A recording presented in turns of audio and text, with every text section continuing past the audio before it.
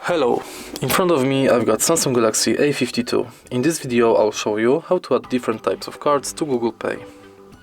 Firstly, open Google Pay app and tap on Add a card. Let's focus on loyalty, gift card and transit. In loyalty card you select your loyalty card, scan it or enter details manually, then tap Save.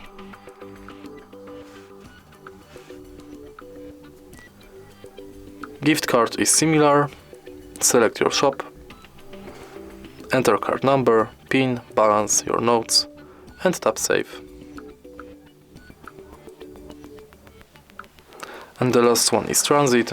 You can find your transit, for example right here.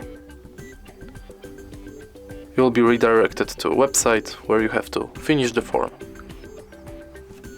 If you find this video helpful, please leave like, comment and subscribe.